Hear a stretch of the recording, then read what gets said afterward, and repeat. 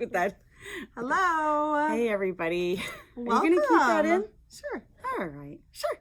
Sure. Hi, welcome to the Skein Scoop. I'm Justine. I'm Lori. We are coming from Skein Yarn Shop in East Greenwich, Rhode Island. It is a Wednesday. The shop is closed. You know, we love that. Well, at least this time you put a sign up. I did. I wrote a sign. We'll see if it affects the people. think There's a it lovely sign that says, "Please we're don't not bug coming us." to the door. You're so rude. I know. It's episode 42. Wow. So let's talk about it. Look at us go. Mm-hmm. Episode 41, we got over 10,000 views, Yes. which my children think is hysterical. And I keep telling all the ladies at Why the do they table, think it's hysterical? Harrison's just like, how could that many people want to listen to you guys talk? And About yarn, no less. yeah, about yarn, yeah. And the things. But I tell all the ladies at the shop, I'm always like, oh, well, you guys get to listen to us all day, every day. You don't have to wait for a podcast. 10,000 And they are people. thrilled. Yeah. We are so beyond grateful to our friends, for our friend Gina from Skein Cocaine and Kevin and Ray from Needles at the Ready for giving us such a lovely shout out. I really do think that so many people started watching because of Those shout outs. Yeah. And we're so grateful. So if you are a new watcher, thank you so much for watching us. We should probably talk about ourselves a little bit. I was just gonna say we should probably reintroduce ourselves. Like who we are and what we're doing here. Yes. I mean, yeah. So this is a yarn store. Lori is the owner of Skein Yarn Shop and I work here. And she's the boss. I'm the boss. I'm just the owner. It's not true. It's sort of true. It's sometimes pretty much true. Yeah. So but we love each other. We met years ago because in this current spot there used to be another yarn store, and we met there. And it just was a very easy friendship. Yes, it was. We both like to go out to eat. We both like breakfast. We both like breakfast. Yeah. Yes. So yeah, we have been friends probably kind of going on 10 years, right? Mm-hmm. How old is Harrison? 11. So yeah, I would say like between 9 and 10 years. Yeah. And I have so many memories of when we first met. Yeah, Lori has gotten to see, you know, all the things that I've gone through with having kids and not getting married, but watch my kids grow up, which is pretty special. They don't. Well, Charlotte tried to call you Auntie Lori for a little while, but which I was completely in favor of. But the way she says Lori is just Rory. Yeah, Rory. Yeah. So I have 3 kids. Harrison is in 6th grade. Middle school. Benjamin is in 1st grade, and Char is 3. She's in preschool. And I work at the shop part-time. I was a music teacher for 15 years. I taught middle school band and had 3 kids and said, I'm done. Essentially, there's a longer story than that, but it also involves the fact that the shop is opening, and I was like, oh, that sounds better. Like way more fun. It sounds a lot more, what's the word?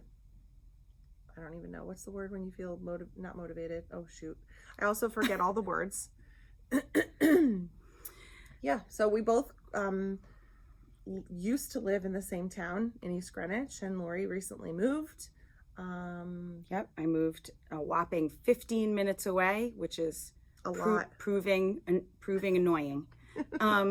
So I'm Lori Land. I am from Rhode Island. We both grew up here. I'm much older than Justine. No, so our kids are different ages. I have 2 grown daughters, Sam and Alex, and kind of experiencing some empty nest syndrome like Gina from Skein Cocaine. I know she's been talking a lot about that. So let's see. Grew up, originally my family's from New York, but really I'm a Rhode Islander. Grew up here. My husband and I grew up together. If you continue to watch us, you will probably see him every now and again. He makes very quick guest appearances. Thank God they're quick. And he's only slightly distracting. Only slightly. No, he's wonderful. His office is above the shop. And Sam is pregnant, Lori's oldest. Yes, I'm expecting my first grandchild, which is pretty momentous. I kind of feel like I'm grandson. Yes, we do know grandson, baby. Yes, so that's very exciting. Alex is in. So Sam and Michael, my daughter and son-in-law, they live up in New Hampshire. Alex, my other daughter, goes to school in Massachusetts. And let's see, I've done a variety of things over the years. My husband used to travel a ton, so I was a stay-at-home mom, and avid knitter, and had wanted to, had a dream of opening a yarn shop for a long time. Worked in Ann and Gail's shop, Loved to Knit, for a few years, which I loved. That was my happy place. And they retired, and here I am in the same space. And I remember before the shop opened, before I even had my daughter, Lori and I were sitting at breakfast, and I was still a teacher at the time, and she was like, someday I'm going to own a yarn store and you're going to work there. And I was like, done. Let's start planning. I'm done. So then when stuff started happening and the yarn stores were that shop was closing and this one was going to be happening, I was like, I'm going to weasel my way in there. And boy, am I glad she did, because this shop would not exist without her help, and without Dawn's help, and without the help of so many others. So we love our community that we've built here. I can't believe that. So the shop has been open almost 2.5 years, which is insane. That was the fastest 2.5 years of my life.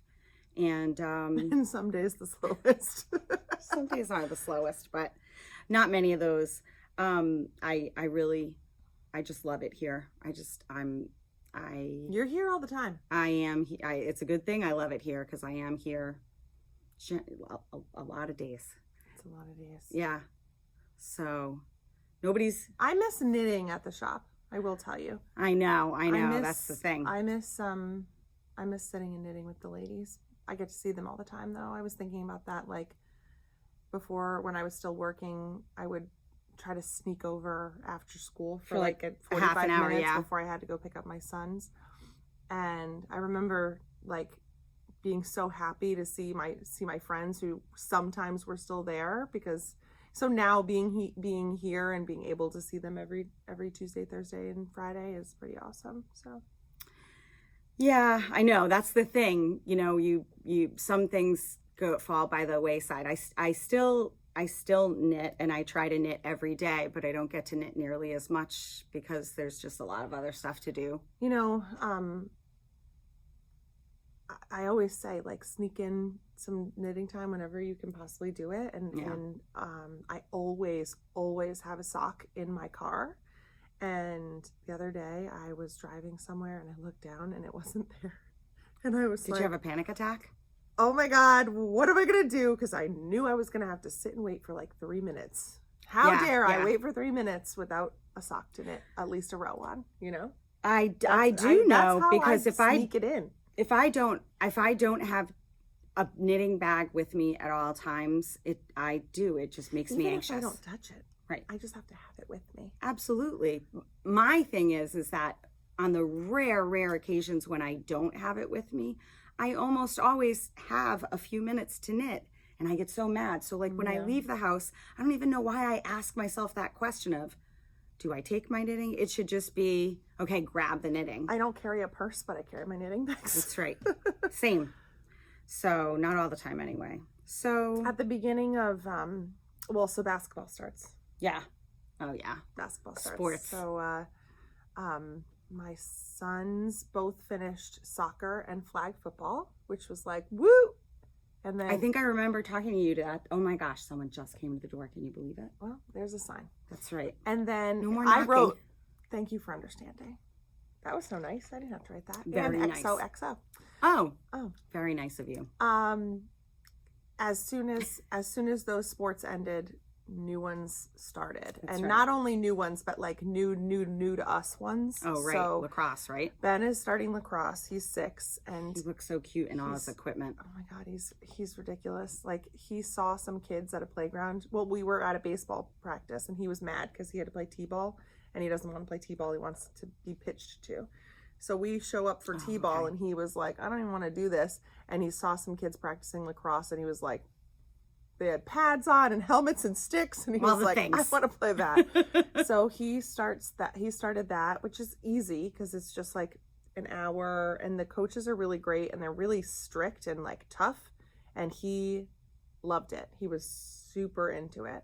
And then basketball. So we've got. And he's playing basketball this year, right? It's his first year. No, it's his second year. Oh, okay. He like loved basketball last year. Oh, I just remember going to Harrison's game.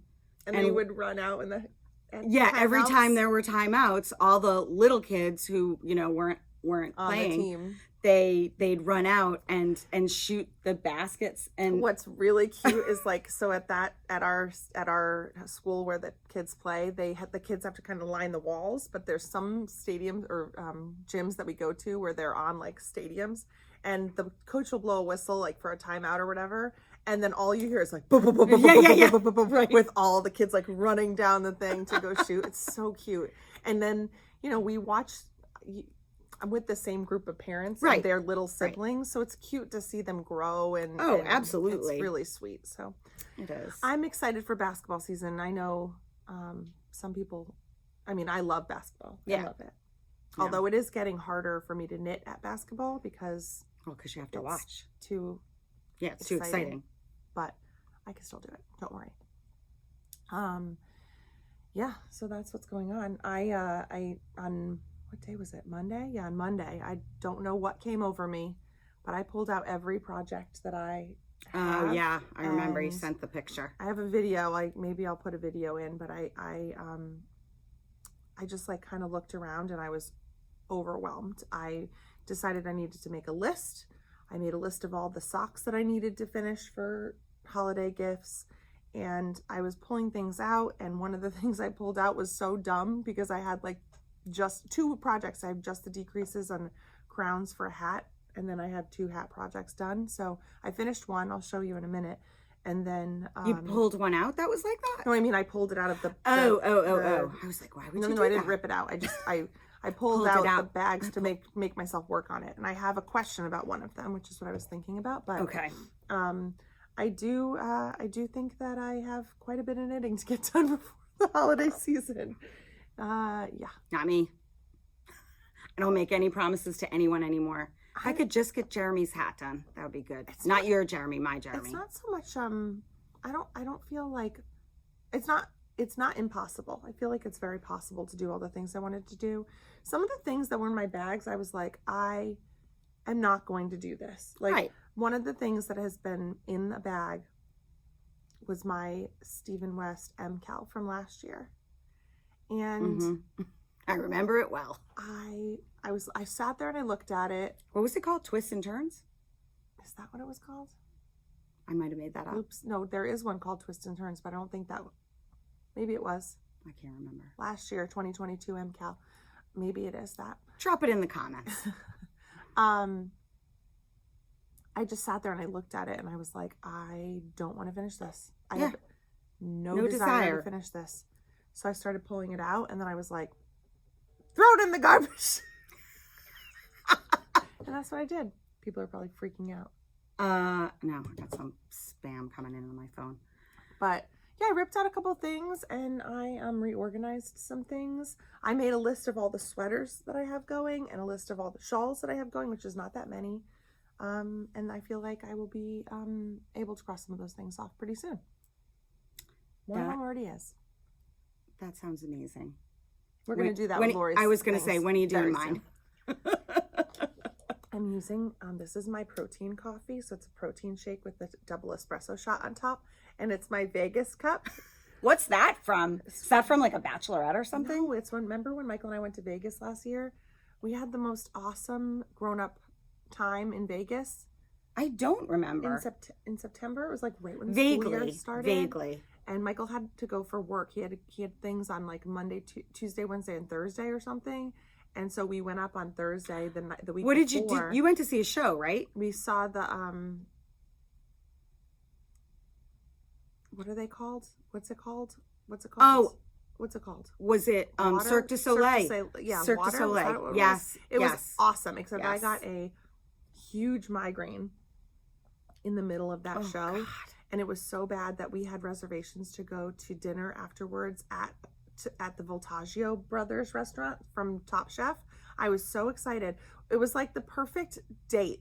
It was literally the best day. And I got a migraine so bad in the middle of the show. So you didn't go to dinner? That we got to dinner, we ordered dinner, and I went straight up to the room and was sick. And it was brutal. That's horrible. It was awful. But I really love my cup.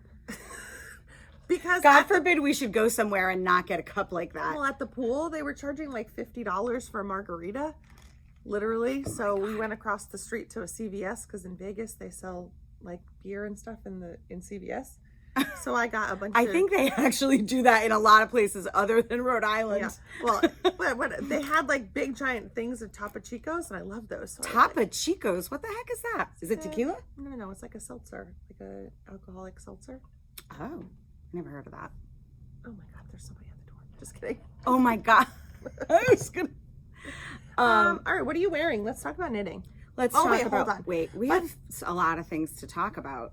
I didn't get to say also, even though I think you were speaking for the both of us, I did want to say thank you also. I was just gonna say that. Because you started talking a lot. Sorry.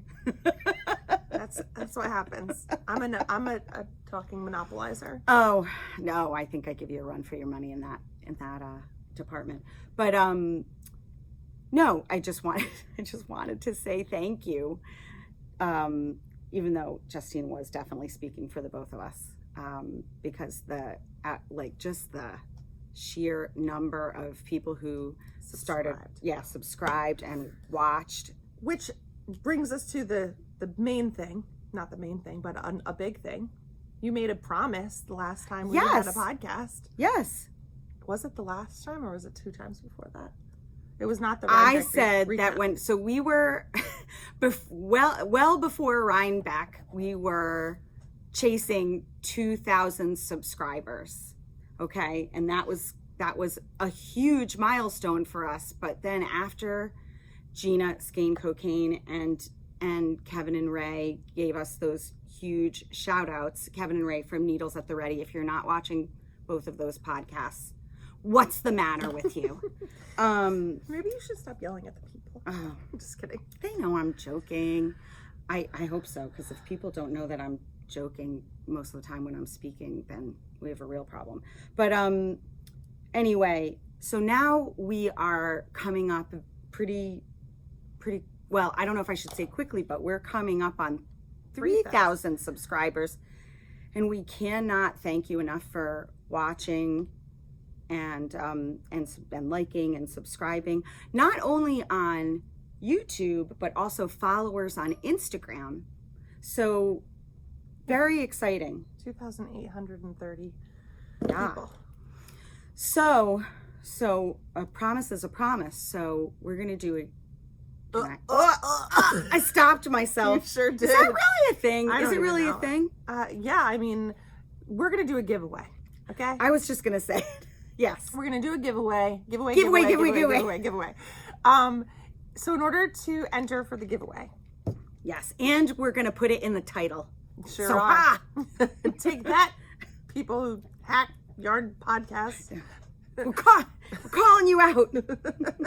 All you have to do to enter is to be a subscriber and to make a comment in the comments below. It doesn't have to be about anything. It can just say hey. Yes, it whatever. Should be nice. It should be nice. It should not be mean. Yeah. Because remember what your mom said or your dad or whoever said these things. If you don't have anything nice to say, just don't say it. So anyway, yeah, that's that. We are beyond grateful. So if you are really a subscriber and you make a comment below, you are eligible for our giveaway, which we will announce next time. We will not put it in the comments that you won. We'll tell you next time. That's right. We'll tell you and we'll message you. Right? No?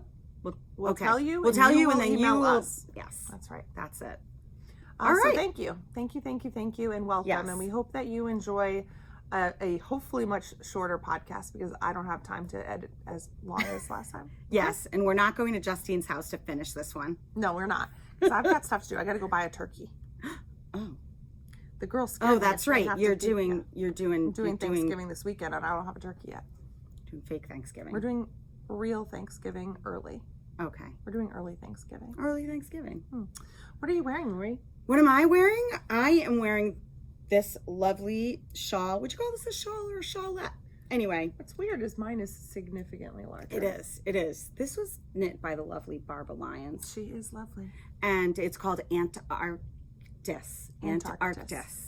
And you know what? I didn't have any knitwear that I deemed worthy to put on. I could have put on my Rhinebeck sweater again, but I thought, then we would lose followers because wear it as much as you want. So many things. And also I didn't want to be the thing about our Rhinebeck sweaters, which are sheep camp sweaters for those of you who don't know, is they are the so most warm. Popular sweater at Rhinebeck. It was. No, I love it, but I feel like it needs to be colder. I'm a little dying in my yak. In your oxa. Yeah, so I'm going to take this off. This is made out of Antarctis. This is made out of Antarctis. Well, I can understand why you would say that because it's made out of Anzula Sparkle. Can you see that it's sparkling? This is It's just the right amount of sparkle, don't you think? Why is it not showing? Can you all see the sparkle? All right, let's go up close. This, it's sparkling, I promise. How come I don't see it sparkling? Oh, a little bit. Yeah. Ooh. Maybe it needs movement. Anyway. Ooh, there we go. Yes, so beautiful. I love this shawl. I made my own version of this years ago, also out of Anzula. Yes, but I think I bought that Anzula. You picked it up for me. Yes. Yeah. And it's one of my favorite shawls, except mine is really dirty, so it needs a good washing. Well, this one is, I love it. I love yours in the purple. It's like purple, it's like electric purple. It's gorgeous. It's a perfect purple. And that was before FaceTime existed?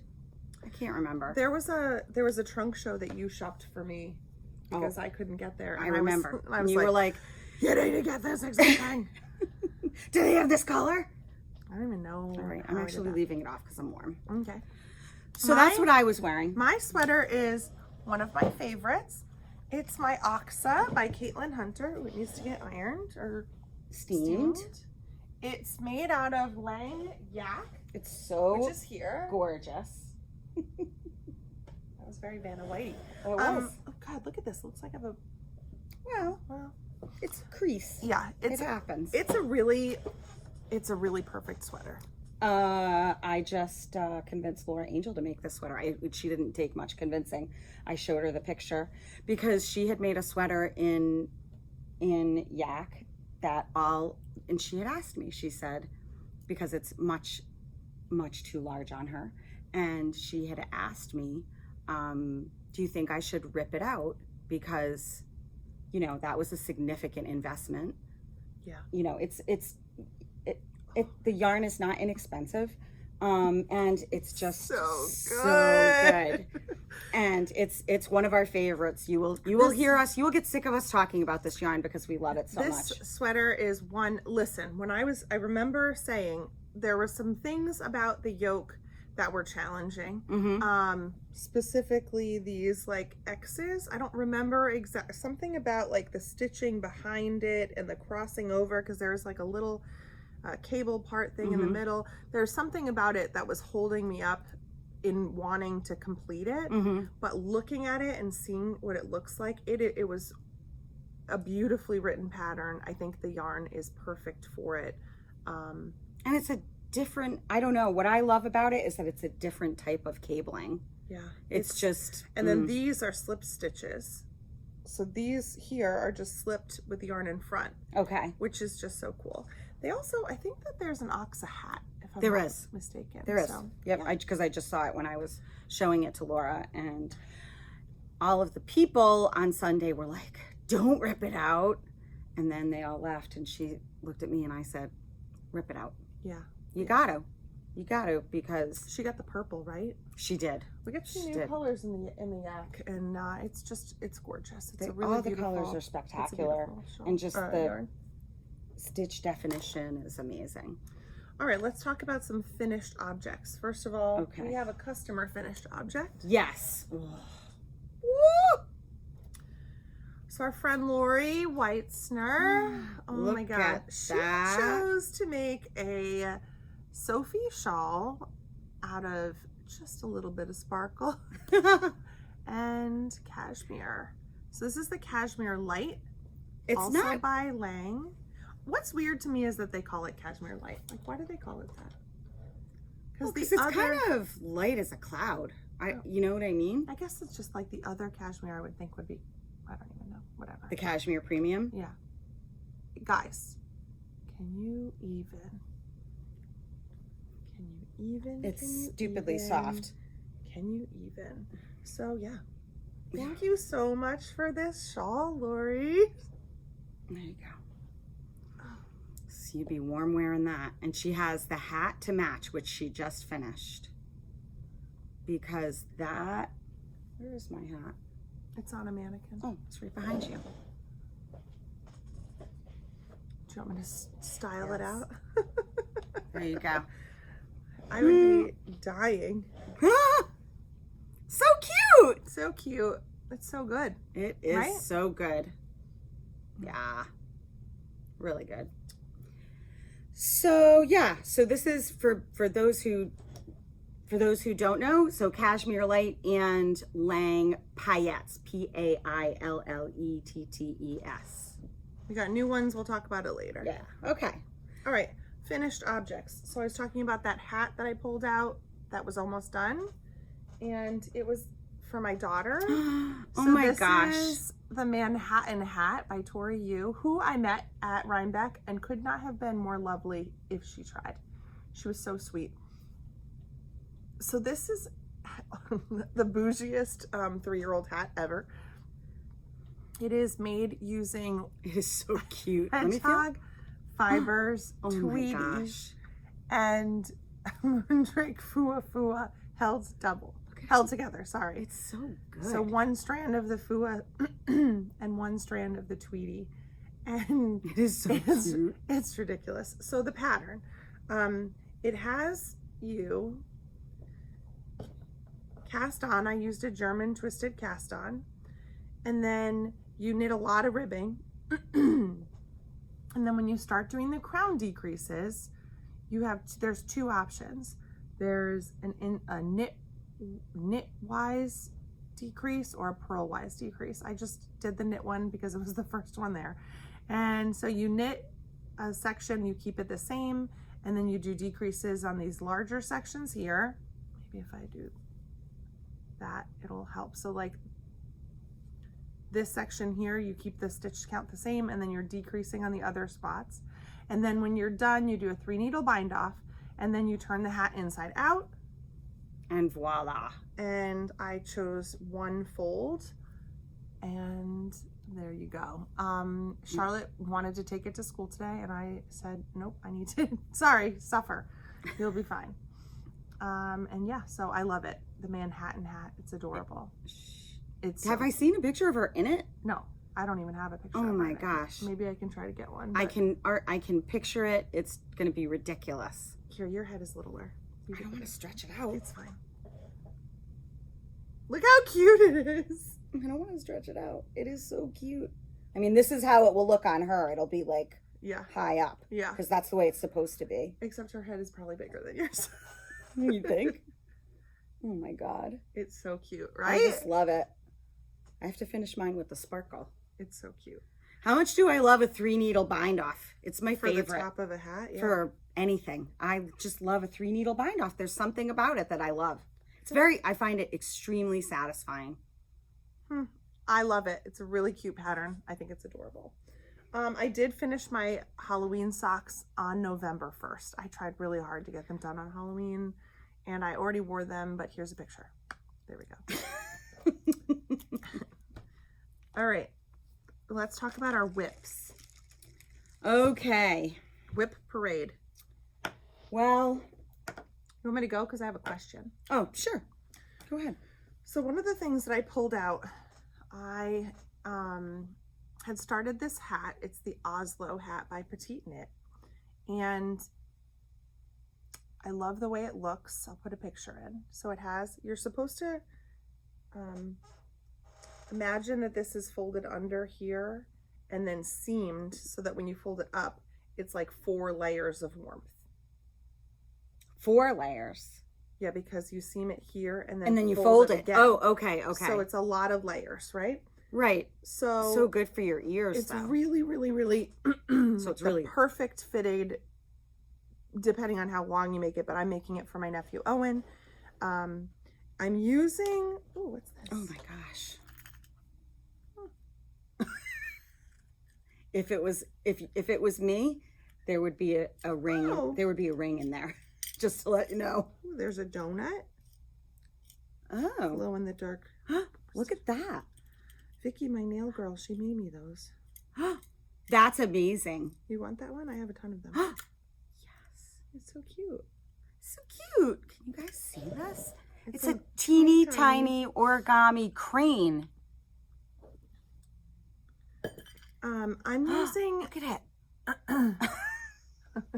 I'm using. Thank you. You're welcome. Stroll held double. So it's fingering weight. It's essentially vintage sock. It's like the same thing. From Strolls. Oh, okay. Oh, it's lovely. It's really great. I really love it. So, okay. I started the decreases. So see, this is the part of the hat that you're going to see. Yep. This is. The top part, yeah. Then you have to seam here. Okay. Okay, so yep. I have to seam this here so that it can then be folded up again. Yes. My question is, it's rolling so bad. So I should pin it out, block it, pin it out. And then how would you seam that? Like just... She doesn't give you instructions? I don't even know. I didn't look. Oh, she definitely gives you instructions. She gives detailed instructions for everything. I don't even need to look at the pattern to know she gives you instructions. Okay. Are you seriously asking this question without having looked at the pattern? Yeah. Okay. Shut up. No, you shut up. Yeah. Owen was like, hey, dude, Auntie, is that hat almost done? I was like, oh shit. I am certain that she gives detailed instructions on how to do that. So you start going in one direction, and then once you're ready to do the body of that, or the main part of the hat and not the cuff part, you switch and you go turn the other direction. So here I was knitting, I was purling. Yep. But I wasn't. I knit this all around, and then I just switched directions, and now I'm knitting on the other side. Does that make sense? It does make sense to me anyway.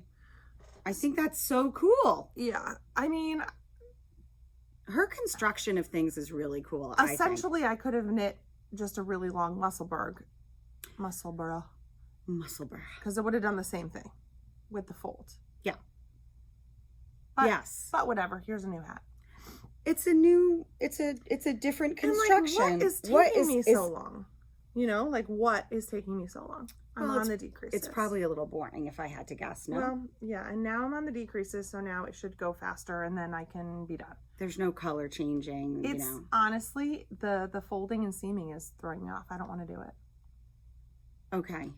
Well, I think there are detailed directions in the pattern. Okay. And if they're not in the pattern, there's a link to a video. I'm just gonna make it up. It's like you exist. This is what to you annoy live the with. crap out of me. Yep. Oh no. Oh, it's just fuzz. that's a cute bag. Yeah. What's that from? Didn't Lori give us these? Lori Pearson? Oh. Mine is the elephant. Oh, it's so good. So That is cute. adorable. I love elephants. All right. Good to know. Yeah. I don't think I knew that. I mean, I love them What's too. your favorite animal? What's my favorite animal? Ooh. Mine's an elephant. I don't know. I love dogs. Mm.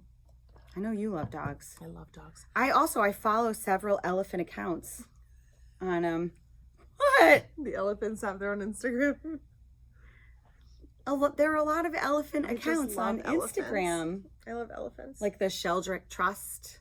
The first time I ever saw a lion in real life, though, I was like, Yeah. my children ask me these questions all the time.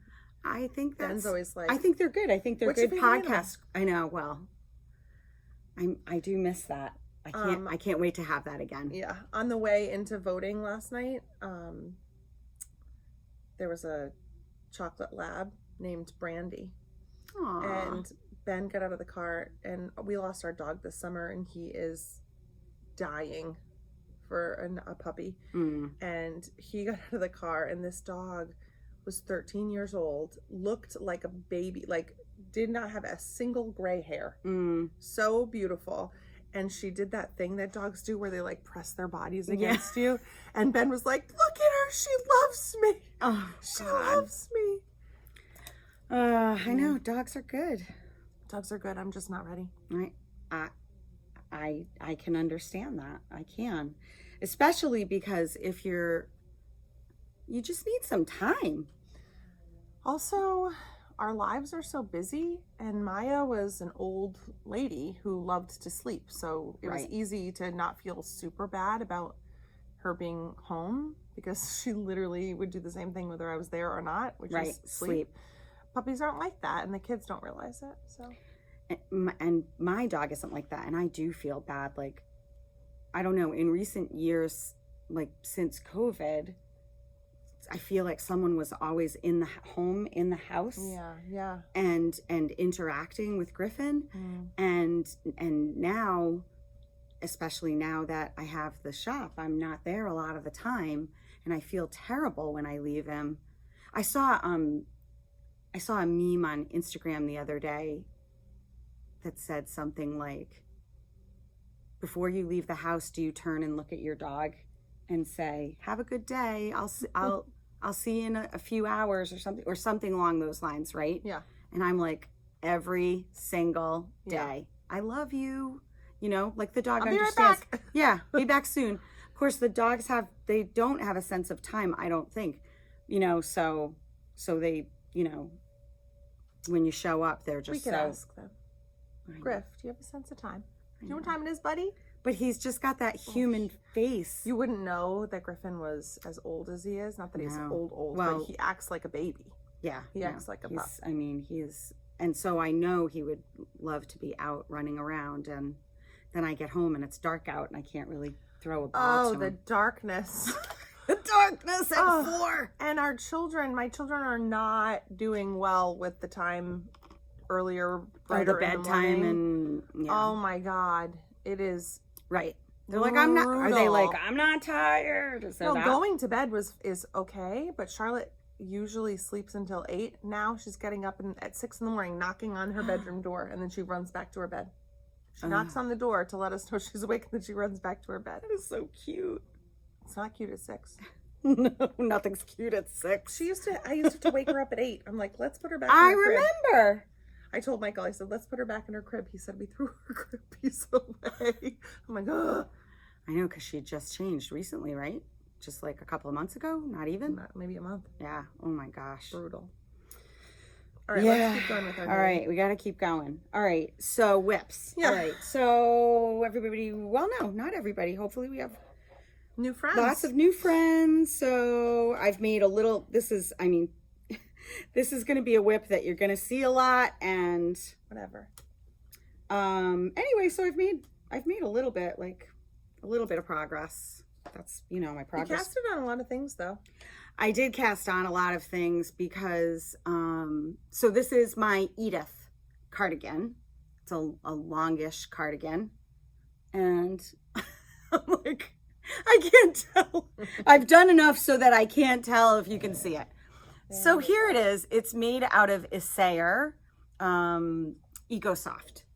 And I love it. We have quite a few people knitting things out of this now. Yes. Had to restock it, twice? Yes. And with good reason, because I love it. I'm telling you, I love knitting it, and I love just going I just love it. So eventually this will be done. So wait, I don't have a label of it's alpaca and cotton. That's what I can tell you. And the cotton, it's a cotton core, and I think the alpaca is blown, and it makes it very, very light. So it's Floofs. Yes, it's let's see, you can see it. Where's the end? So you can see. Not itchy at all. Oh my gosh. Not Super in the soft. slightest. So soft. Light. And I just love it. Yeah. And this is I will tell you. So again, we'll have everything in the show notes. But it's Edith, EDITH. And did we put who it's by? No, I forgot.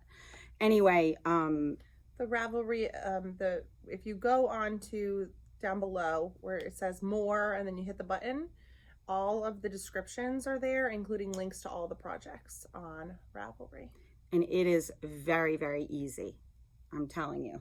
It might look intimidating because it's just a large piece. It's a large garment. I have a suggestion for you. Tell me. You need to start putting markers every inch? Every inch or every 10 rounds or something to motivate you to keep going. Okay, Mom. Okay? Okay. Okay. All right, I'll do it. Okay. So that's that. Okay. What else do you have going on? All right. So socks? I have a lot of one socks. of the socks. Okay. I can't wait to see that. I know you're gonna love it. I'm gonna. You haven't seen it in real life, have you? No. So while I was cleaning out, I did finish one sock that I'm not going to show you because it's for a gift for someone. It's a surprise. Smooth. Hold on. So I picked out the yarn.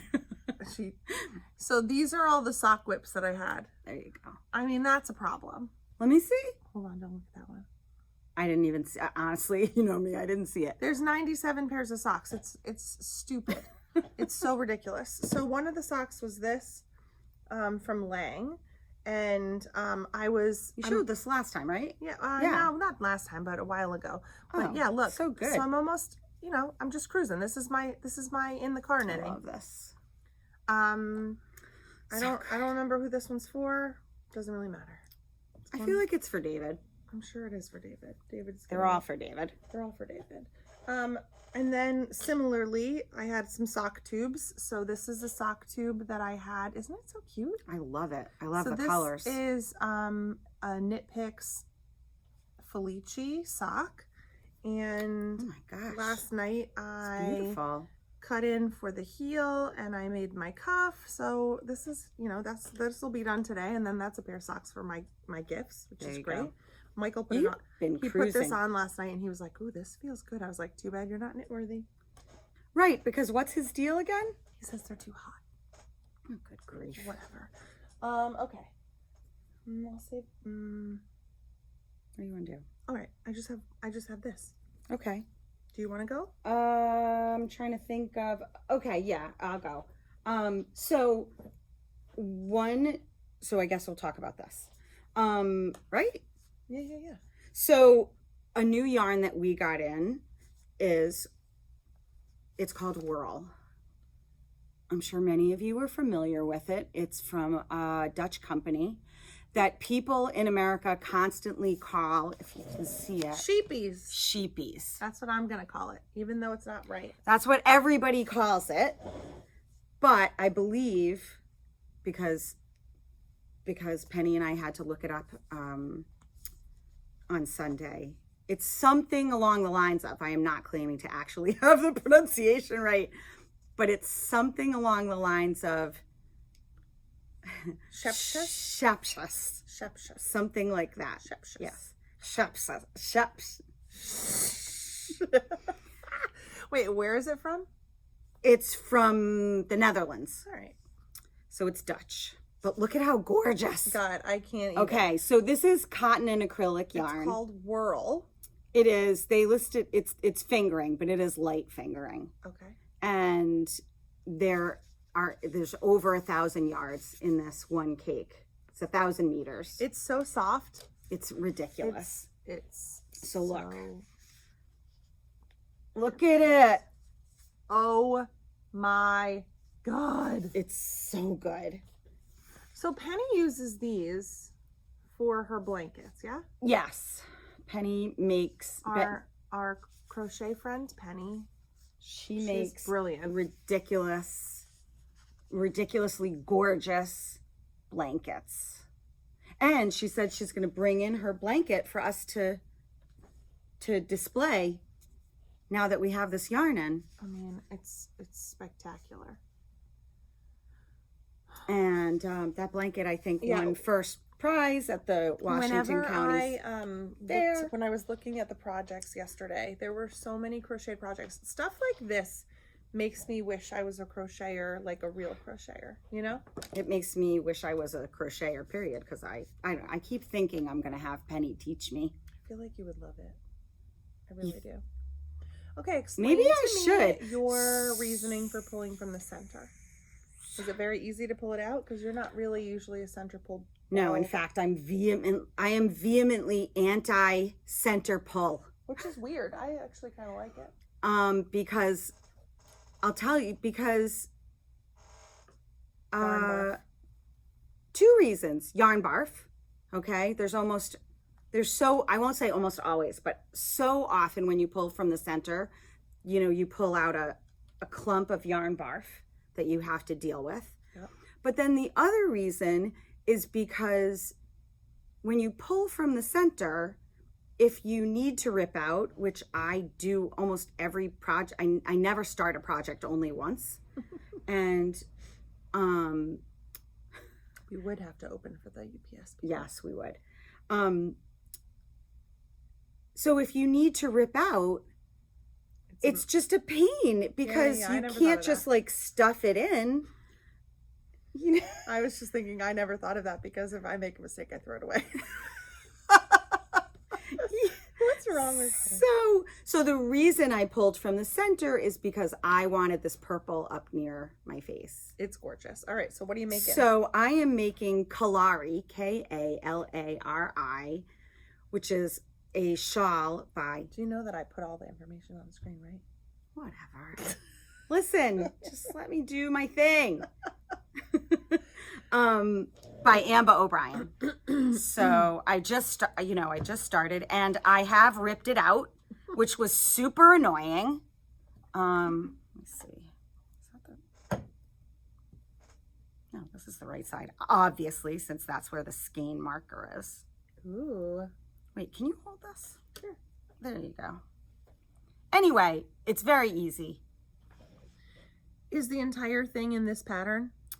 Yep. Knit a few rounds. And knit a bunch of rounds just with increases. You increase every single round. Great. And what's the increase? The increase is knit front and back. Hell yeah. Yeah. Great.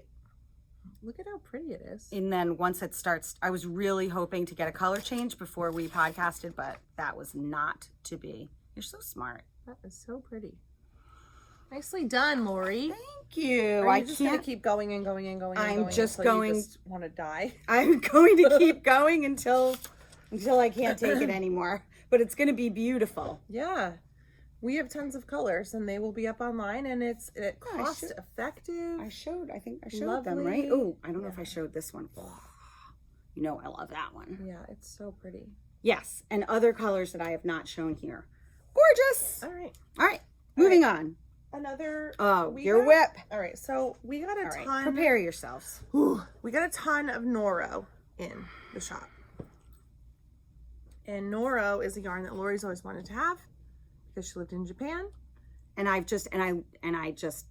love it. It's the whole aesthetic of it you know, I think their motto is, you know, something about, you know, drawing inspiration from nature, which a lot of people do, but I mean, they're kind of like the OG of that, if I may use that term and not have my children laugh at me.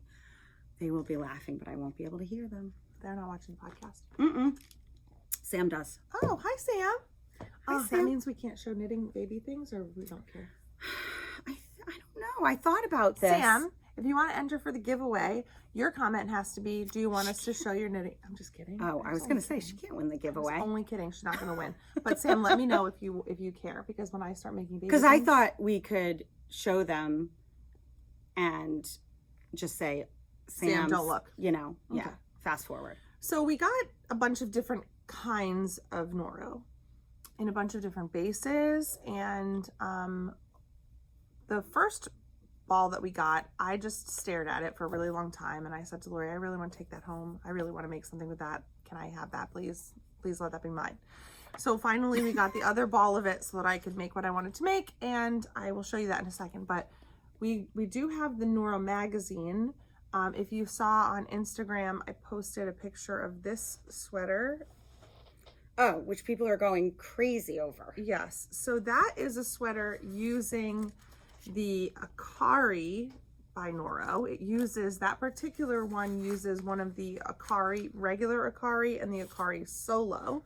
So the Akari is a striping. Yes. A striping. They're all, yeah, any of the Noros are, they're self-striping. But not the But not the solos, yeah. So you use, for some of the sizes, just 1 and 1. For some, you need 2 and 1. But so yeah, we have a couple of colors of each of these. This yarn is silk, cotton, viscose, mohair, wool, and polyamide. Let me just interrupt just for a sec. Mm-hmm. So, like I said, Noro's like, you know, an OG. They've been around for a long time, probably, it could be 50 years. And one problem that that would make people kind of say, you know, no to Noro, is that you would actually find like sticks, Plant matter. yeah, plant matter in the yarn. And this was explained to me by Whitney, our friend from Knitting Fever, whom I love. And so Noro finally started adding some man-made material into their yarns, and they are incredibly soft now. Ridiculously soft. But they've lost nothing. They've lost nothing in their dyeing techniques. I've told you and I've told Whitney that my dream is to be able to go there and see them spin and dye Noro, but apparently Whitney was like, yeah, they don't do that. But I don't know. I'm not giving up. Somebody asked in a question, I posted something and somebody asked if the Noro was rolling up on itself. Was that a problem that people had before? Because I have not had that issue even at all. So I'm not sure where that came from. I don't know. I've worked with Noro before. Noro Silk Garden. So Crayon. This sweater is, I'm going to bring it closer. This sweater is,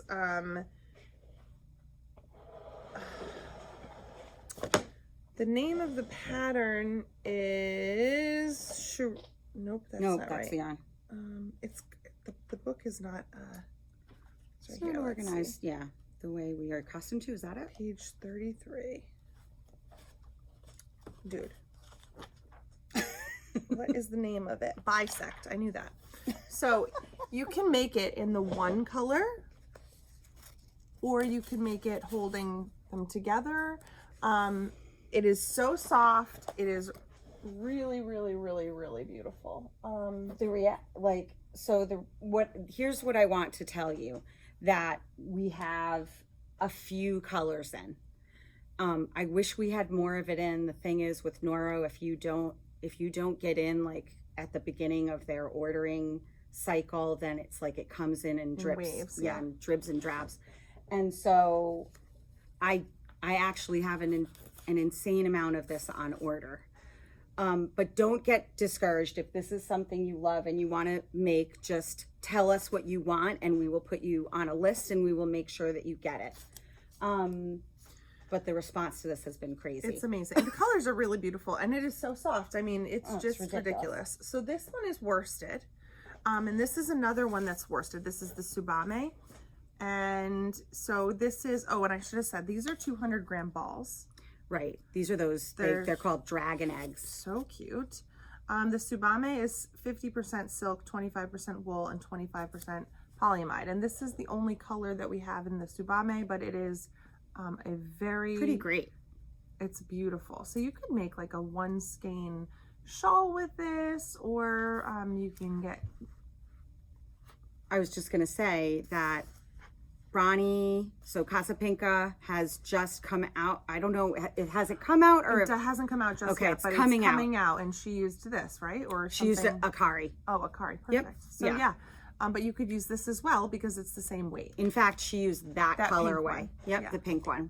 Another Noro that we got is the Yukata, which is 50% silk, 25% wool, and 25% polyamide. And this one is a sport weight. So we pulled two of these. Our friend Laura Ross, hi Laura, is making a pressed flower shawl out of this and the Juniper Moon Patagonia. So there's that as an option. Oh, and since you're putting pictures in, what I recommend is, so I started, I don't think I have it with me actually, I started a top by, is it James Watts? I think that's his name. Mm-hmm. Called Mystic Square. So you might want to just throw a picture of that in. But what? I don't know where we're going to be at this point. Okay. I know. Mystic Square by James Watt or Watts, W-A-T-T, possibly an S on the end of that. And it is so cool. And the pattern was made. Out of this? You can do it out of any of these. Okay. It was made for Noro you just either obviously need to get gauge or do the math so that you get gauge. But it's a really cool top and it's short sleeved, but I was gonna make it and wear like a long sleeve tee under it in the winter time. So that's that. The ones that I saw and fell in love with are the Ito. So the Ito is it's worsted too, right? Yeah. Yep. I would say Aran. it is. It's gorgeous. It's thicker. It's Aran. So we have two colors in the shop, and when I held these two colors together, I was like, done. It's going to become a night shift. So here's my night shift. Oh my God. I cannot. It is so good. Really fun. There you go. There you go. It's a really fun knit. So on the pattern for the night shift, there's an option of just using two colors. And so it's on like the page before like the actual directions. And essentially it's a 40 row repeat. And you just do it until you run out of yarn. And look how gorgeous it is. I'm obsessed. I'm absolutely obsessed with it. It's obviously I used the Noro, the Silk Garden Sport in my Alpine Bloom, and I absolutely loved it. And when I washed it, the way it changed and just like relaxed and just I softened. I mean, this is so soft, but it's going to be the most gorgeous night shift ever, and I'm obsessed with it. The texture and the way that these bumps of the slip stitches are popping off in this yarn is just amazing. I'm really, really loving it. So if you want this exact thing, you just need one of each of these balls of Ito, and then you can be twinning with me. I love it. I love it. It's stunning. What's so cool about it is just that nobody's, even if you use exactly the same, you know, they're all going to start at different colors. They're all going to look different. I just think it's so cool. I was at the beginning, I had to start it a few times.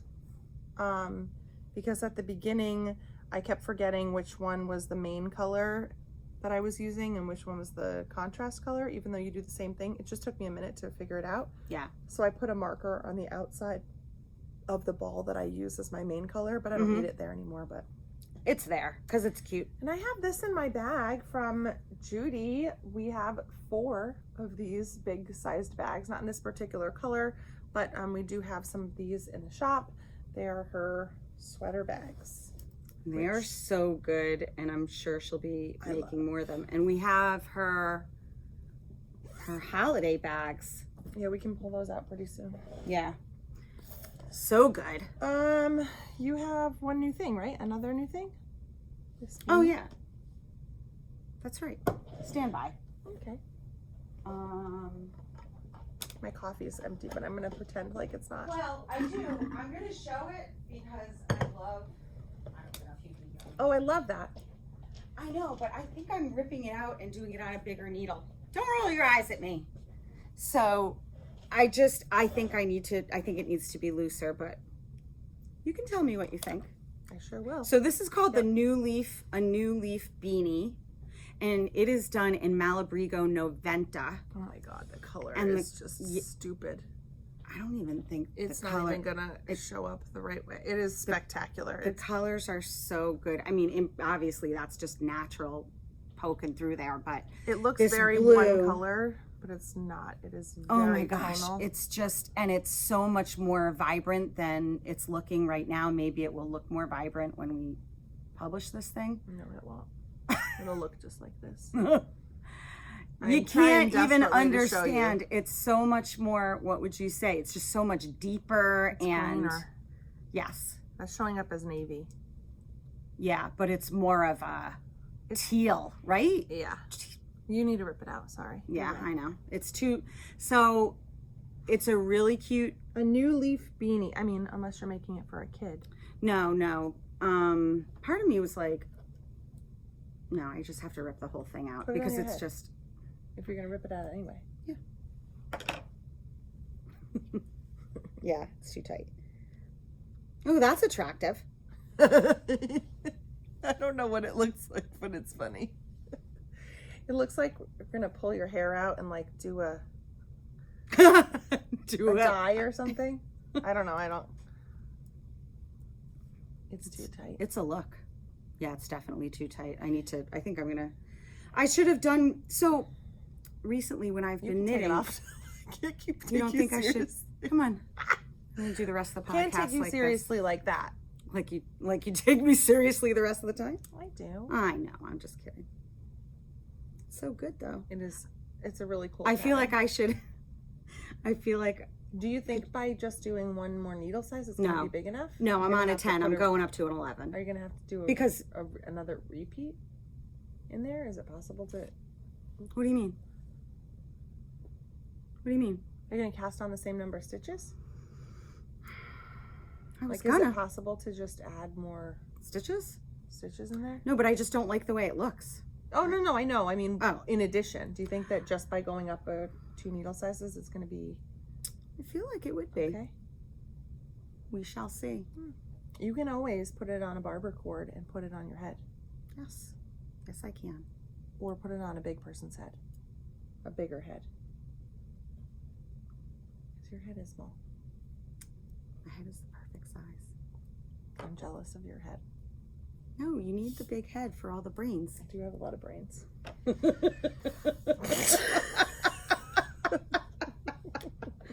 Oh, good Lord. What's next? This is a mess. Okay. This is a mess. All right, we're going to talk about some more new yarns that we got in the store. Yes, because we've talked about them and talked about them and talked about them and haven't shown them. We finally this yarn in particular. Beachy Breeze Fibers in the shop. It's right behind Lori's head. Other way. Over there. Other head. This is Sam from Beachy Breeze Fibers. It is her Delta worsted. This is the yarn that we both used for our sheep camps, and it's spectacular.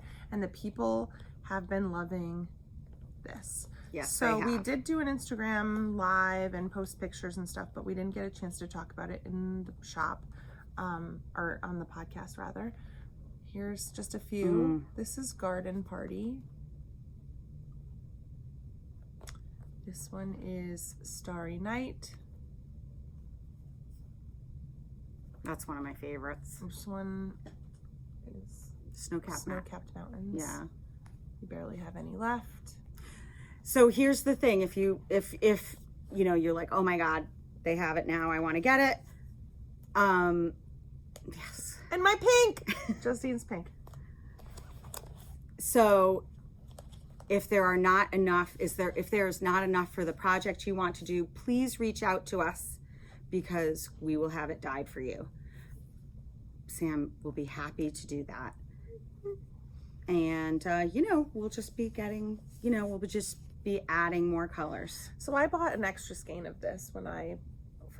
Mm-hmm. So I pulled it out and I said, Charlotte, do you want mommy to make you a hat? She's like, no. So it's like, oh, okay. She's a psycho. All right, another yarn that we just got in from Lang is Muse. Muse is 80% alpaca, 17% nylon, and 3% extra fine merino. And you get about 600 yards. It's a lot. In 100 grams. A lot of yardage. It is a worsted. Yes. Weight. So I pulled we looked through patterns. This is a new yarn, so there's very few patterns in it, but our friend Andrea, she wrote a pattern called Janie Not Dicky, which is a cute little bandana style cowl. And then the folks at Lang have a pattern that they have named PTO06_408.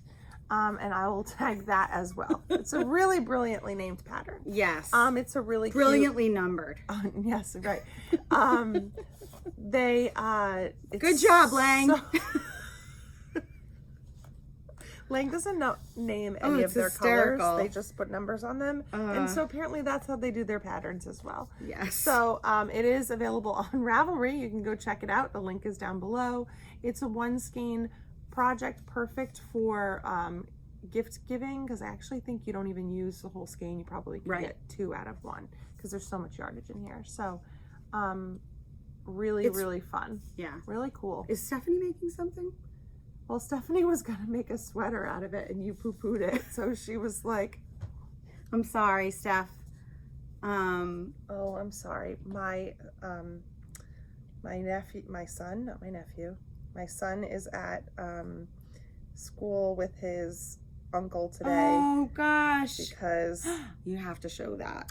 My brother-in-law is a lieutenant colonel in the Army and it's Veterans Day, and Ben, my 6-year-old, invited him to come over and they did a concert for them. So there they are together. So cute. Aww. They're so cute. Ben was so excited to have his uncle there, and he told all the people at his school that his uncle was the most important man in the Army. I love that. So he's very proud.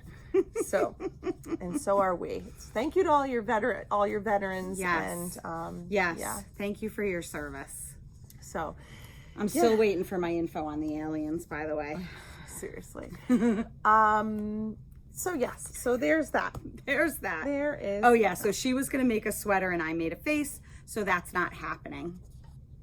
It would have been too much for a sweater. Stephanie's question was, well, I look like a linebacker in a sweater made out of this, and I was like, not what really is that sure even what that means. I don't think linebackers wear alpaca sweaters, but no. And Lori made a face, so Steph was like, okay, I guess that's wrong.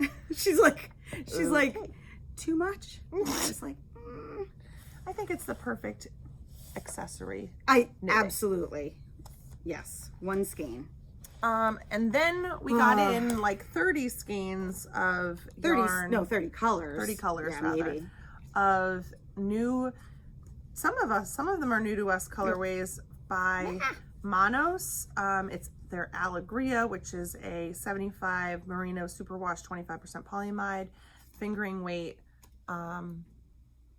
I just love that color. That's why I picked it out. That's Hirachi. Yeah, this one's gorgeous. But I'm gonna get my favorite color. All right. Although this one's close. So we knew we were sorely lacking in solid fingering weight yarn.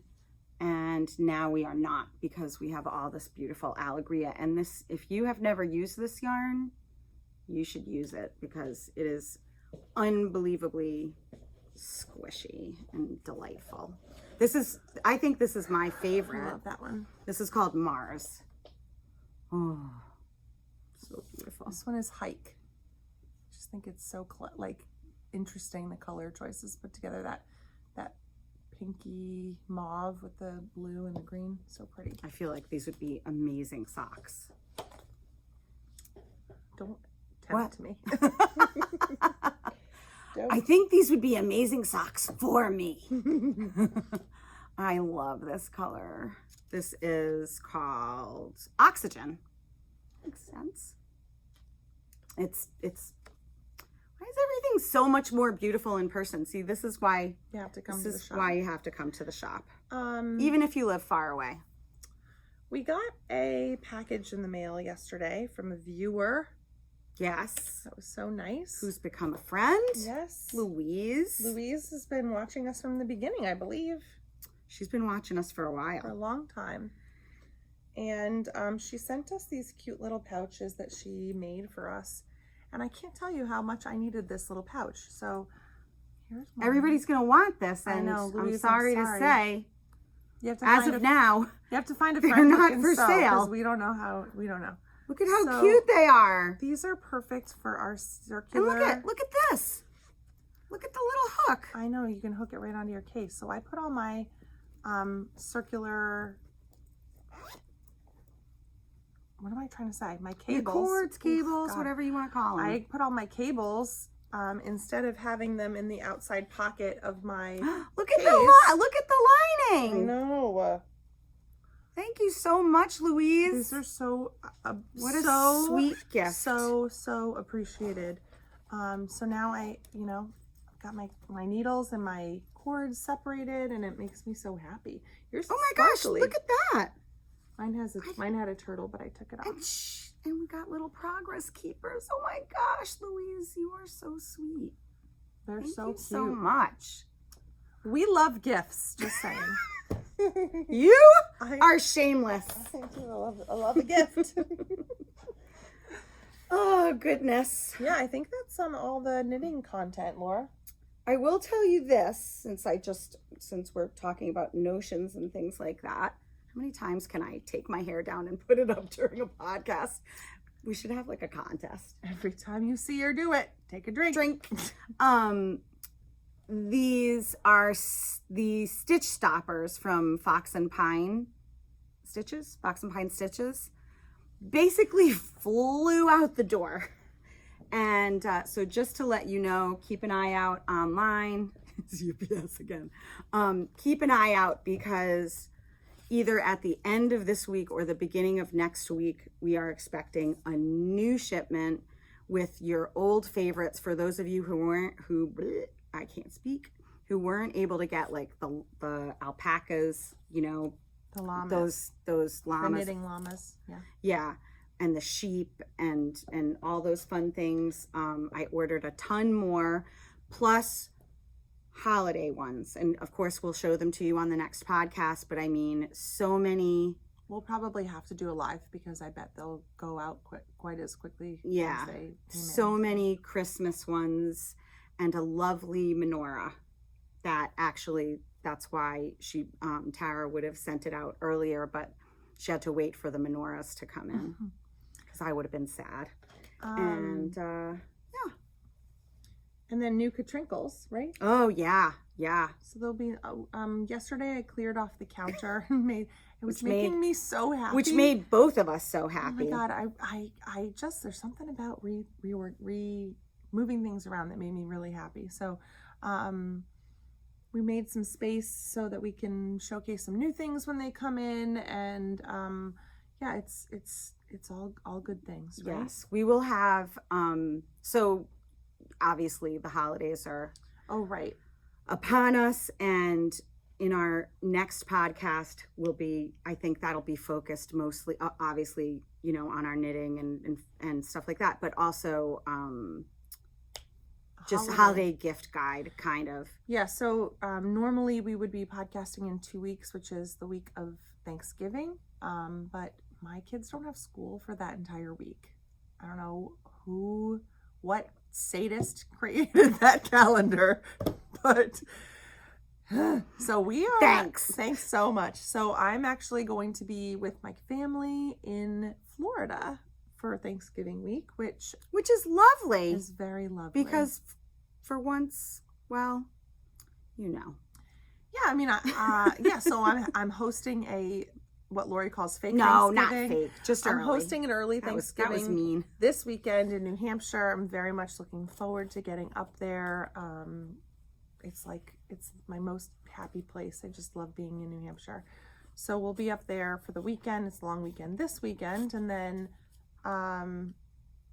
we've got Thanksgiving. So because of that, we won't be able to podcast. So we will podcast the first weekend, the first opportunity, the last week, I think, so like right after Thanksgiving, right? Yeah, which I think is still November because Thanksgiving is early this year. So we'll be podcasting like the last. I just did this. I'm not trying to flash my cleavage. I'm just trying to show off. This is a little big. Show off, please. We'll podcast the last week in November. So sorry to miss you, but we'll see. I know. In 3 weeks. We'll be chomping at the bit, and I'm sorry. I wish that we could. Yes, I wish that we could do the holiday guide before Thanksgiving, but. So there will be things happening in the shop for small business Saturday, but we're going to be closed. So yeah, so that's what I was going to say, and maybe if we think of it, and by that I mean if you think of it, to put that Thanksgiving hours for the shop, because basically that we're closed most of that week because we're open. So the week of Thanksgiving will be open Sunday before Thanksgiving. Yep. Closed Monday because we're always closed Monday. Open Tuesday, but then closed Wednesday, Thursday, Friday because I host Thanksgiving for 22 people. In my garage this year should be interesting. And do you have heaters? We do. Oh, we do have heaters. Kevin got a floor covering. I mean, bougie. Well, it is me. I want to get twinkle lights. Oh, that'll be so pretty. Yeah, I might need your help. Maybe you'll actually see my house. Can I just say that it's it's a combination of things, but I feel like it's a total Rhode Island thing. Oh, I will never drive to Exeter. Yes, you will. I'm just kidding. No, but between you're so busy with the kids and I'm busy, obviously, so I'm not there a lot. I'm not at the house a lot. But we also spend a lot of time together, but we don't ever get to talk unless we're at the podcast. This is the most we talk throughout the whole entire week in person. It's because we're always just running around. We're running around, we're helping people, which is great. Yeah, but like even when the shop, like the days that I'm working or not working, I'm running around like an absolute crazy person dealing with stuff for getting all the things done for not just you but your kids, doctor's appointments and going to school for them. And I'm glad you said that because I forgot that Harrison has an orthodontist appointment today. Oh my goodness. He goes, I don't think I'm gonna get braces. He has the furthest, his teeth are so gapped in the front. Oh, they are? They looked exactly like mine were like that too. And I'm like, buddy, you're going to get braces. Not today, but it's happening. He's like, they're going to move. I'm like, They're going to move. I love how he knows that. Yeah. They are going to move, not necessarily in the right direction. The other day, Ben had to get a filling, and they gave him laughing gas. Oh, and gosh. Seriously? It made him, like, his whole body. Like, he was fine. He didn't even care, like, the entire thing, but they gave it to him before they do the Novocaine. And they put a smell in it, so it smelled like chocolate. So this morning, Charlotte was being her normal teenager self. She was pitching a fit about going to school, and Ben goes, we should put that thing on Charlotte's nose, the chocolate air. The chocolate air. And I'm like, did it actually smell like chocolate? Yeah, it's like essential oil that they put in or something or drops of something that made it smell like chocolate. He had a choice of chocolate or grape or something. He picked chocolate. So my kids, whenever they had anything like done at the dentist, the dentist never offered them I am laughing telling gas. you, I'm terrified of the dentist. If I had Ben and Harrison and Charlotte's dentist as my dentist, I would go there voluntarily. Seriously. Like daily. It's so, lay back, here's a blanket, watch a movie, have some laughing. I wish I had known about that. So I shouldn't say that. Our dentist was our pediatric dentist was lovely. But anyway, so back to the hours of the shop. I'm not even sure how we got here. Yeah, so we're closed Thanksgiving week. Open Tuesday, closed Wednesday, Thursday, Friday. Open Saturday, Sunday. And Saturday is Small Business Saturday. Correct. So stay tuned because there will be things happening that day. Good things for you, people. Okay. Both in shop and online. So there's that. What else? We have one Emma's Yarn Small Day kit left? No, there are none left. None left. Sorry. They are sold out. Yes. Yeah. Yeah. So that actually, I feel really good about that because it says that we ordered, I feel like the exact right amount. Yeah. Next year, maybe a tiny bit more. Yeah. But I feel really good about it. I'm actually really excited to start I'm so excited. Let's talk about it. Yes. You want me to tell them? We are closed. There's a lovely pattern by Molly of a homespun house called the Cozy Comfort Throw. And I have been it was that. Yes. Okay. Well, I responded to you. Oh, that doesn't mean that I saw it. Okay. I have wanted to make this for a really, really long time.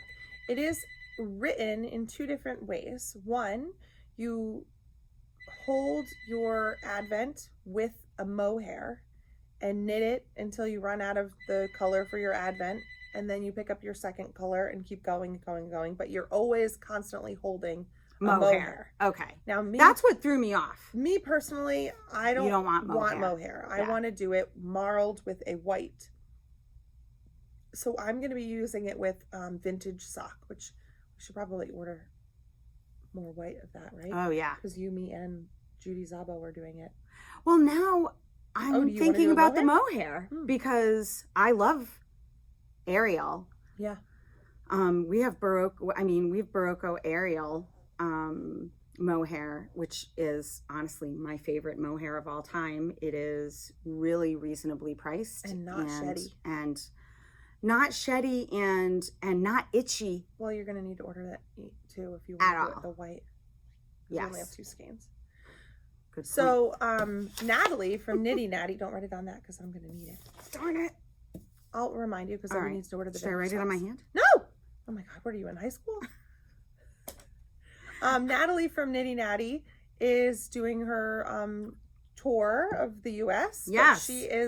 She's on a pause, and she was visiting with friends after Rhinebeck, much needed kind of break from all her travel, and probably must feel kind of good staying in a house. Yeah. So she's staying with our friend Amy. Yes, Hi, Amy Sue Knits, right? So Amy has a very... I love Amy. I love her too. She's so beautiful. So I met her husband. Oh, yeah? Yeah. Ian, right? Yeah, I think so. How about that? How did I know that? I pulled that right out of my butt. Amy has the most lovely house, and Natalie has been staying there. And it could either be at Amy or Brianna's house, to be honest with you. I'm not sure where she's at now, but Lori sent me a picture because Natalie posted the Cozy Comfort Throw. And I'm like, is this what we're doing? Oh my God, is that what we're doing? With mohair. And I was like, yes. And there we go. So that's what we're going to do with our Emma's Yarns. And if you have a different advent, you can do that right along with us. Yeah. Gina from Skein Cocaine, we also have her advent coming. She said it's shipping out this pretty soon. I'm so excited. And I don't know how I'm not going to rip them all open, but I'm not going to. I'm pretty excited about that one. Are you going to open all the advents or just all the advents on TV? I was going to say. Oh, yeah. On Instagram, you're going to do all of them? Oh, yeah, sure. Okay. I felt guilty about having Advents for myself last year, although my children just loved opening them. Yeah. But I felt bad because I didn't really have anything for them. So this year I bought them all Advent calendars. Such a great idea. So did you buy Michael one too? I did. Well, normally, no, I'll tell you. So normally I have an Advent, like it's a Christmas tree and it has little doors that you open. And it was fine when I just had one and then 2 kids because you could stick little chocolates inside it, or whatever kind of candies. But 3 candies shoved into this little door was just not working. So I pulled that.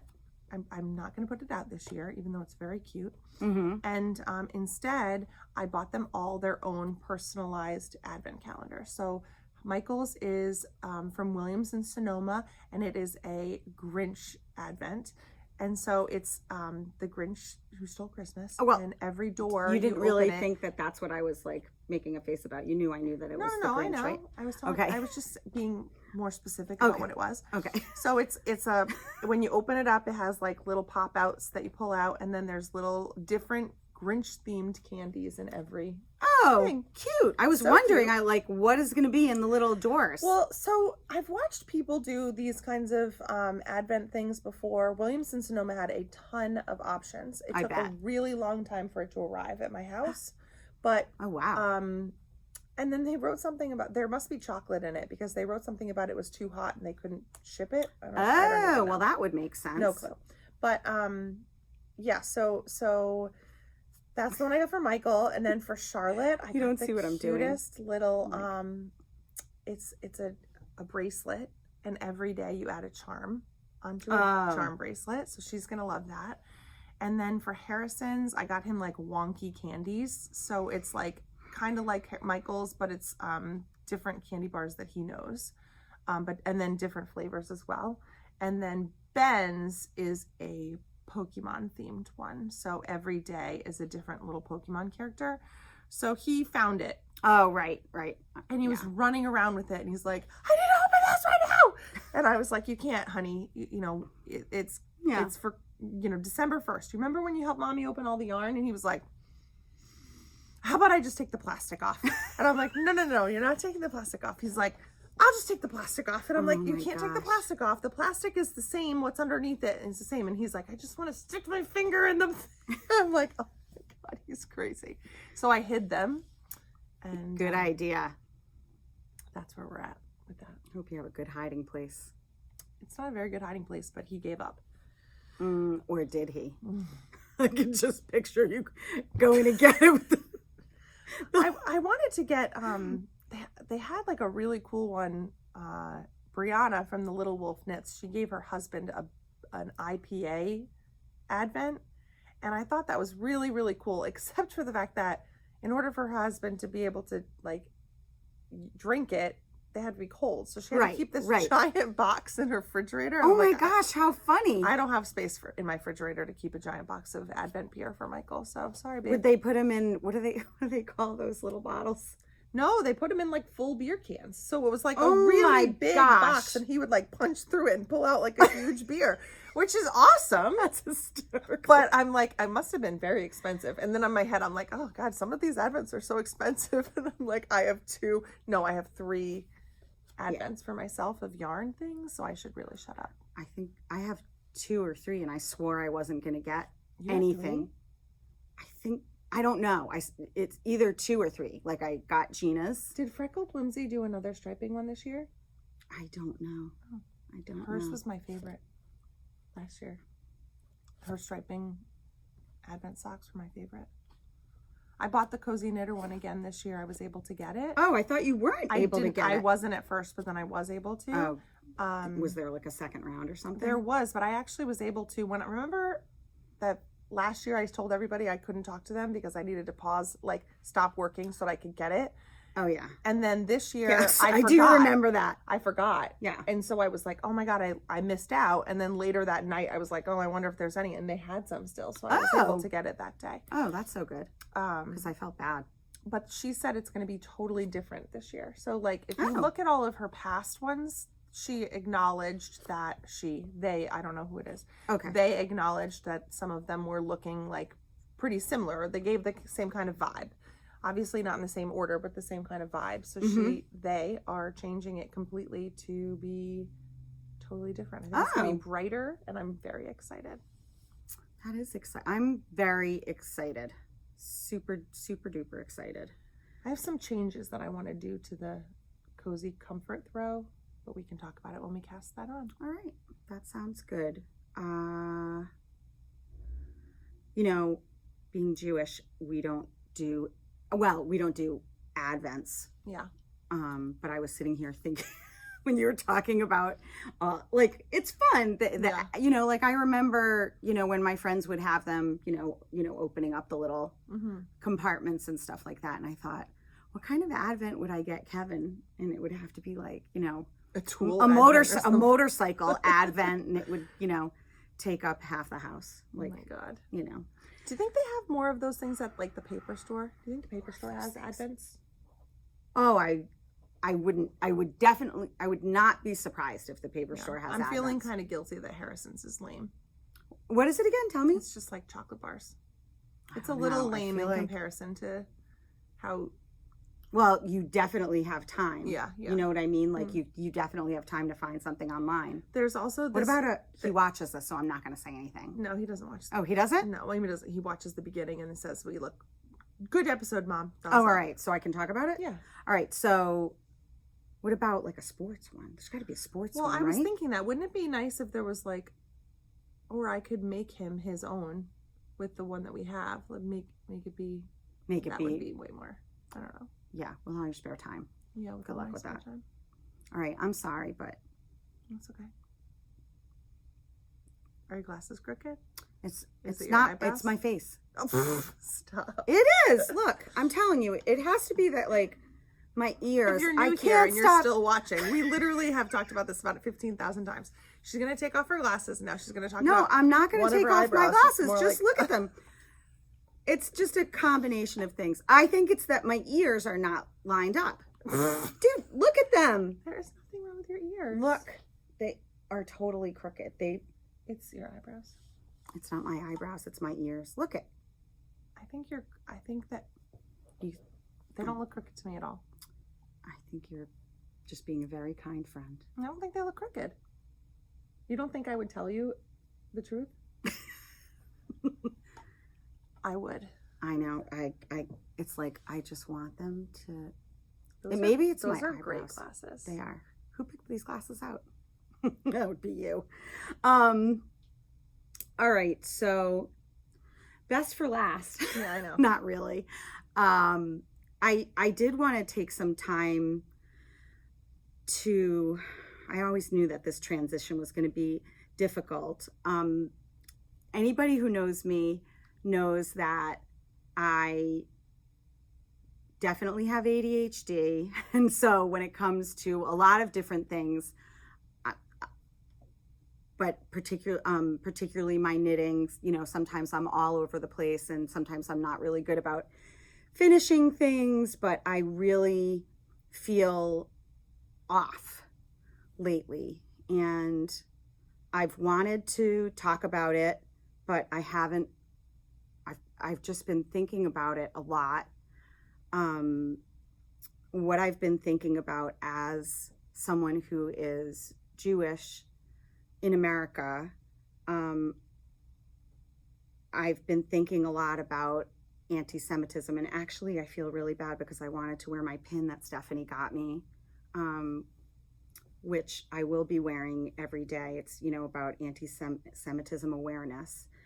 If you don't know, I am Jewish, and I've just wanted to talk about the rise in anti-Semitism and anti-Semitic acts, not only in the United States but all across the world. I'm actually getting a hot flash because I think of the stress. Yeah.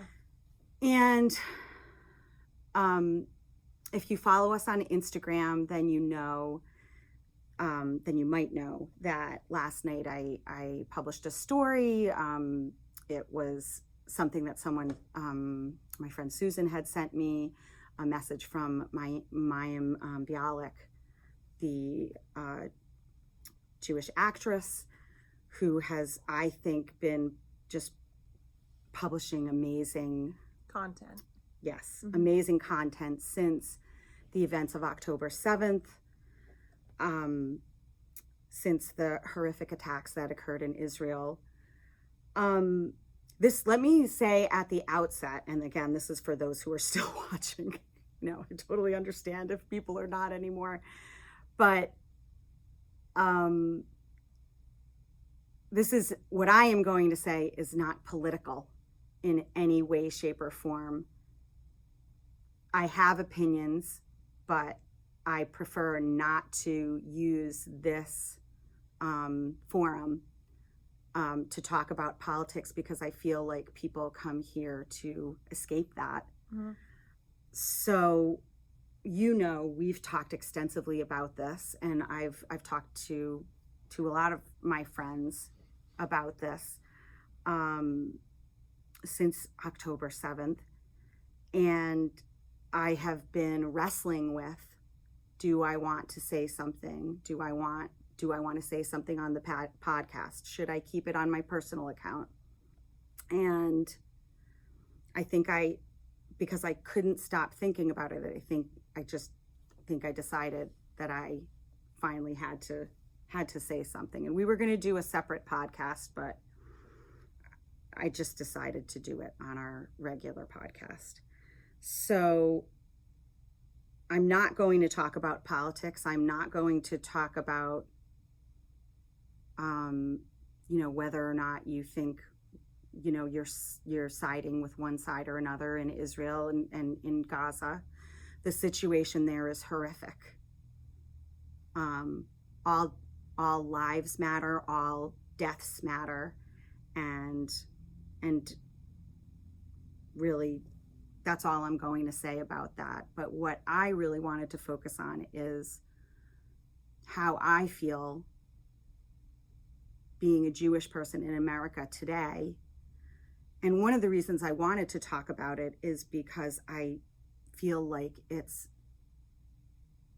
not being talked about enough. And I apologize if I'm all over the place. It's a difficult subject to tackle. When I was growing up, so just to give you an idea of when I grew up, I'm 56 now, born in 1967. So, growing up in the 70s and the 80s, what was impressed upon us was the history of the Holocaust. And I went to religious school every week. And so we learned about it not only in religious school, but also, from my parents.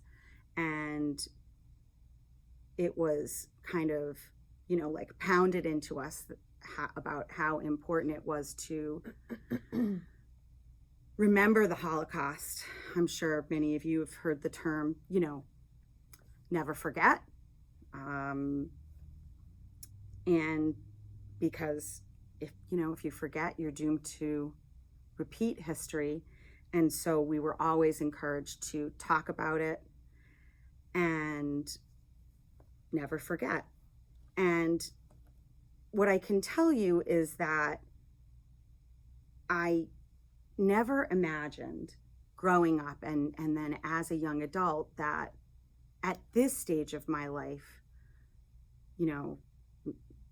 being in my 50s, I never imagined that I would feel, and I think there is, more anti-Semitism, not only in the United States, but all over the world, more incidences of anti-Semitism.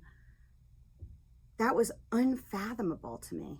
Did you feel like it couldn't be worse? Like, it's obviously just going to keep getting better and better and better. Correct. Yeah. Like, as a child, you were like, okay, if this is how we feel now, and it was really bad then, and now we're here, it's got to get better. It can't go backwards. Well, right. When you think about an event such as the Holocaust, where not only were 6 million Jews murdered, but let us not forget 6 million other people. In fact, probably more than that. I think the estimate is that 14 million people were murdered during the Holocaust. Marginalized peoples, not just Jews, but pretty much any person of color, specifically Black people, what was termed gypsies. I don't even know if it's proper to use that term nowadays, but that's how they were referred to during World War II. Homosexuals, anyone with a oh my gosh, my words are escaping me, with an intellectual disability. 14 million people murdered by the Nazis. How could we possibly experience anything like that ever again? It was unfathomable. So right now, what I can tell you from speaking to, my family and, many Jewish friends, is that most of us, I think, are feeling the same way. Very anxious, fearful.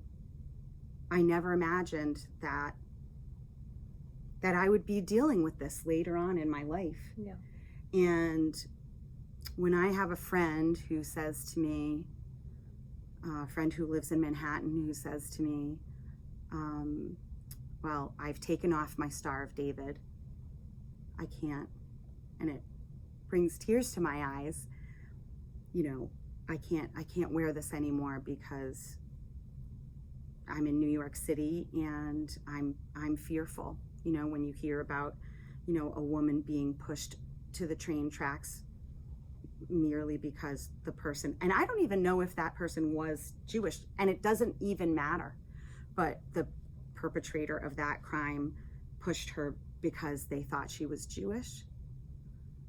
I think to myself, when I realized that was a choice that someone was making, not to wear the symbol of their religion, I thought to myself, that's like if a Christian of any kind, and you're hearing this again, obviously I spoke to you about this, but a Catholic, an Episcopalian, a Baptist, whatever type of Christian you are, that's like, imagine if you are Christian, if you do take your cross off and put it on a daily basis, if you're looking in the mirror and you're going to put it on at the beginning of the day, you stopping and thinking, oh, well, I shouldn't put this cross on today because I might be attacked for wearing it. It's insane. Yeah. And these are the types of things that we're thinking about. And by the way, I am not an overly religious Jewish person. I don't go to temple right now. I don't go to temple on any kind of a basis. But I was raised Jewish. I was bat mitzvahed. We raised our children Jewish. My husband is Jewish.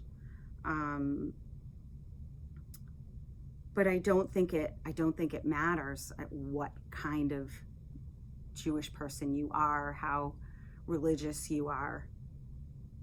I just never thought I would actually feel threatened, like me personally, that I would feel threatened because I was Jewish. I always thought that was in the past. Sorry, go ahead. Well, I was just going to say that, we have been talking about this, Lori and I have been talking about this back and forth about how to talk about it, whether to talk about it, not to talk about it. And the thing that kind of struck me was Lori said, I don't want to do anything that's going to cause you all, me and Dawn and Stephanie who work here, to have any kind of issue because we said anything. And that is just not the type of friend that I am or that we are. And as a non-Jewish person, I am horrified by the things that are happening, but I also feel so badly that you are so off, and it's just unfair. And I, want you to know that we love you and that, you know, we support you. And I'm sorry that you feel the way you do. I know, and you've said that to me. Oh, God. You've said that to me personally. And I am so lucky to have you in my life and the other friends in my life who have been so supportive of me. And I want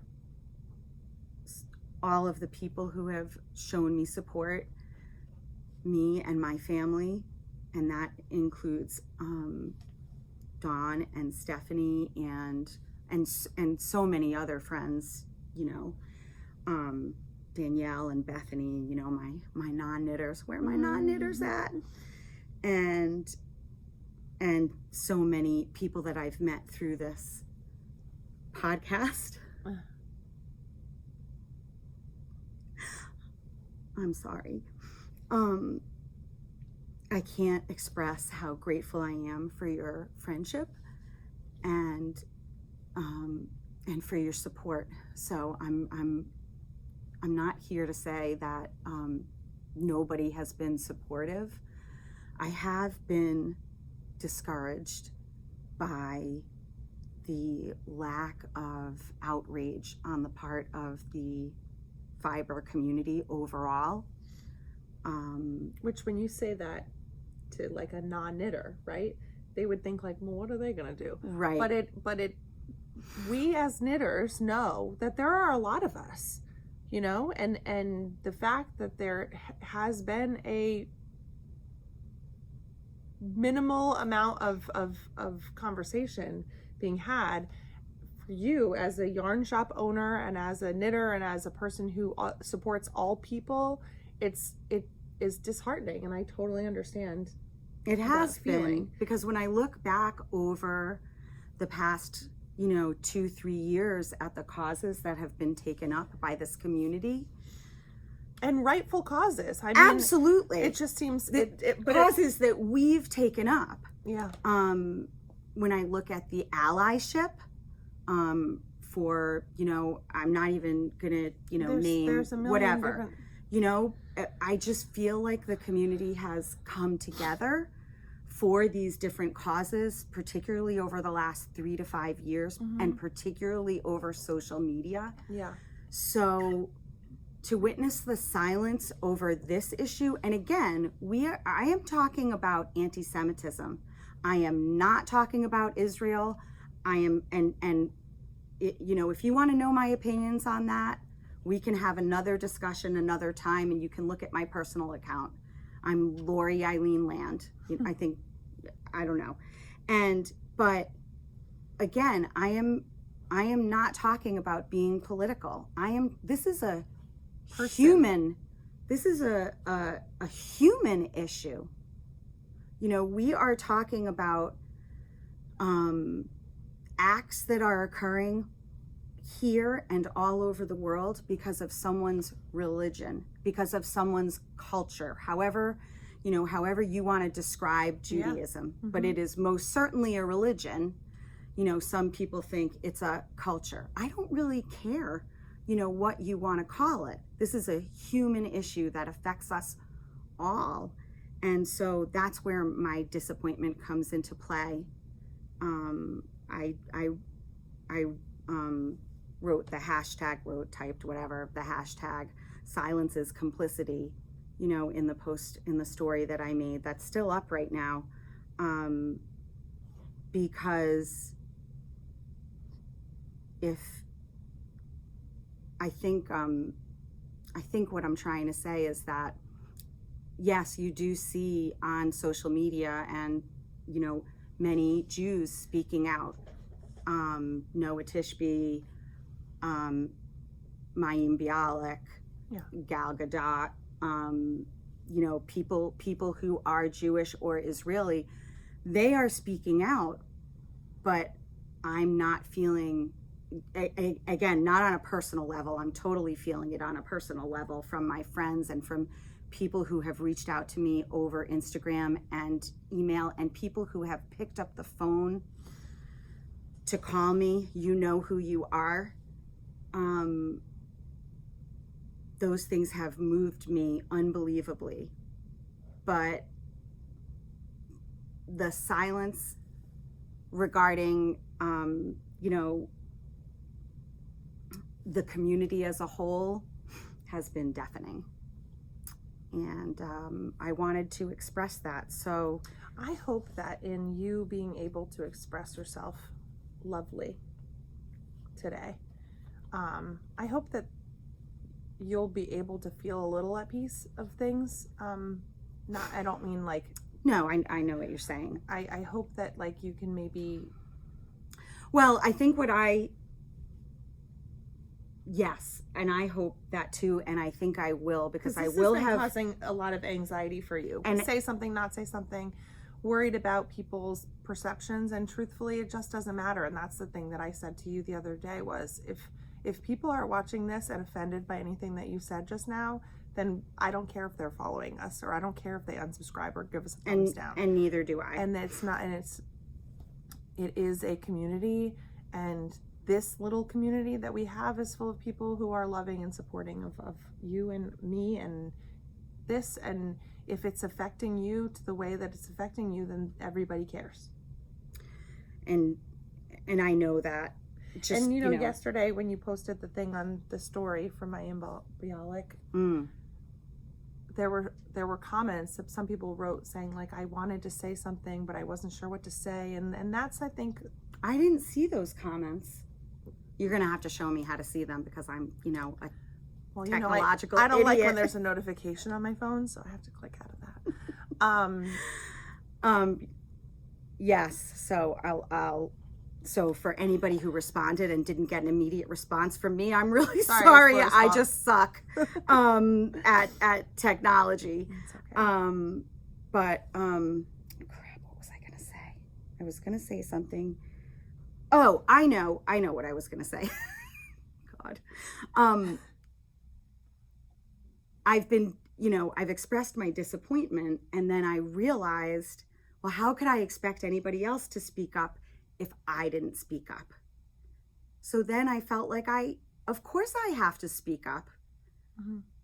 Because silence is complicity, because then I'd only have myself to blame. Yeah. And so now I've spoken up, and that gives me a little bit of peace of mind. But for those of you who have, who've asked me how I'm doing and you didn't get an immediate, I'm a pretty up person, I think, for the most part. I'm a pretty positive person. And so for the past month, when I just feel like I have been so off. Yeah. Because I feel like, how can I say, well, so I'm also a very honest person. Mm-hmm. And how can I say, oh, I'm great. Because as far as my own life is concerned, I feel so lucky. I feel lucky in some regards that I live here. In many regards, I'm a proud American, mm-hmm. but I don't feel great about, who is it? It's your break. I don't feel great about the things that I'm hearing about that are going on, essentially, in my backyard, my country. And they're happening on a daily basis. One statistic is that incidents of anti-Semitism have increased 400% in the United States documented cases since the October 7th attacks. And I think, another reason why I wanted to speak up is because I'm talking about it to my close friends who aren't Jewish, but mostly I'm speaking to my family and my Jewish friends. And I think it's it's almost more important to be speaking about it to an audience that is not Jewish. Mm-hmm.